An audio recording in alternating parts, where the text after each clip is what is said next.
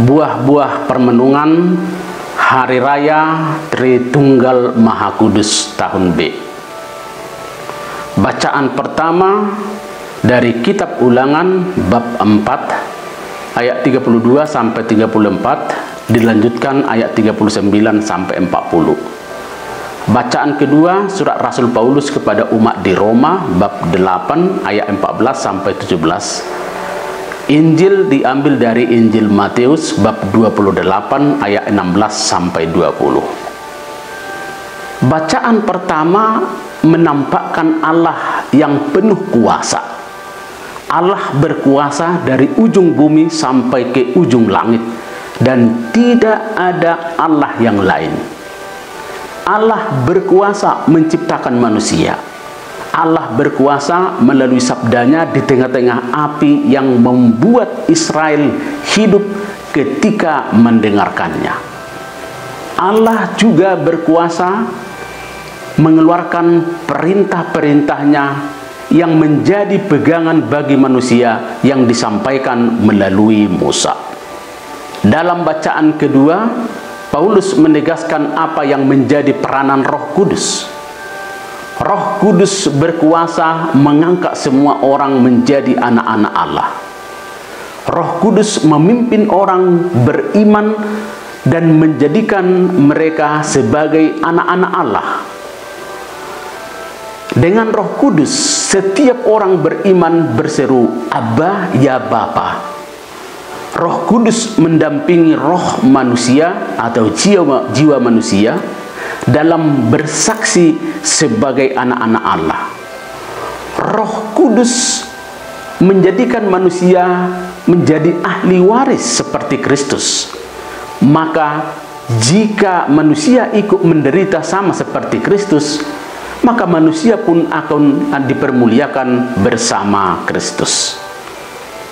Injil pada hari raya Allah Tritunggal Maha Kudus ini mengetengahkan perihal diri Kristus. Yesus Kristus yang bangkit dari antara orang mati itu telah menerima kuasa dari Allah. Kuasa yang diterima dari Allah Bapa diserahkan kepada para murid. Kuasa yang diserahkan kepada murid itu harus digunakan untuk membaptis dan menjadikan semua bangsa menjadi murid-muridnya. Pekerjaan utama mereka itu yakni membaptis dan menjadikan segala bangsa menjadi muridnya harus dilakukan dalam nama Bapa dan Putra dan Roh Kudus. Segala pekerjaan mereka harus dilandasi oleh semangat Allah Bapa, Allah Putra, dan Allah Roh Kudus. Kesatuan Allah Bapa, Allah Putra, Allah Roh Kudus harus menjadi model hidup para murid. Satu ide yang bisa dikembangkan melalui bacaan-bacaan pada hari raya Allah Tritunggal Maha Kudus ini adalah hiduplah bersatu dalam kesatuan Allah Tritunggal. Hidup dalam semangat Allah Tritunggal sama dengan hidup dalam kasih. Semua pengikut Kristus harus membentuk komunitas kesatuan.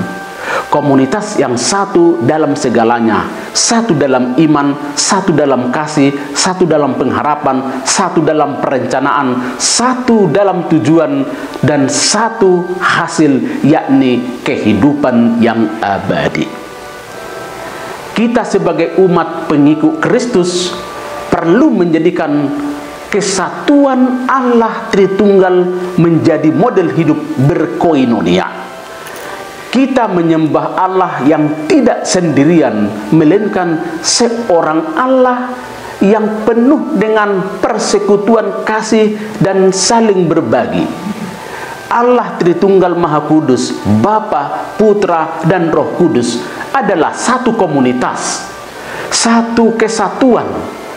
Inilah yang menjadi dasar bagi persekutuan setiap orang yang percaya, menjadi dasar kesatuan kita, bukan hanya sekedar model saja, tetapi harus menjadi a way of life, cara hidup kita. Dalam konteks gereja, Kita datang dari latar belakang yang berbeda-beda, suku, pendidikan, ekonomi, marga, kemampuan, talenta, kecerdasan. Alangkah indahnya jika kita sanggup mempersatukan segalanya, menjadikan tujuan yang sama, bahasa yang sama, dan pengharapan yang sama, walaupun banyak rintangan dan kesulitan yang kita hadapi. Dalam konteks keluarga atau komunitas, kita juga berada dalam pribadi-pribadi yang berbeda, sebagai ayah, sebagai ibu, sebagai anak, dan anggota keluarga lainnya. Dengan semangat Allah Tritunggal Maha Kudus, adalah sangat indah jika semua anggota keluarga seirama, seide, sependeritaan, satu tujuan, dan satu pengharapan. Kenapa ada konflik dalam keluarga dan dalam komunitas? Karena kurang bersedia menampakkan kesatuan, belum tercapai satu tujuan. Ada tujuan-tujuan yang terselubung di antara anggota keluarga ataupun anggota komunitas. Manusia punya keterbatasan, maka saudara yang lain sungguh dibutuhkan dalam hidup. Ada banyak peristiwa bahwa orang lain bisa melakukan apa yang tidak bisa dilakukan orang lain. Sebaliknya, ada yang bisa saya lakukan, namun orang lain tidak bisa melakukannya. Maka dalam hidup sungguh diharapkan adanya hidup dalam kesatuan, saling melengkapi, saling mendukung dalam satu tujuan yang sama. Saudara-saudari, moga-moga dalam memperingati Hari Raya Tritunggal Maha Kudus ini, kita semakin disegarkan akan tugas perutusan kita sebagai anak-anak Allah yang sudah ditebus oleh Yesus dan yang senantiasa disemangati oleh Roh Kudus. Dan semoga kita selalu hidup dalam kesatuan iman, kesatuan kasih, kesatuan pengharapan dalam peziarahan ini. Tuhan memberkati.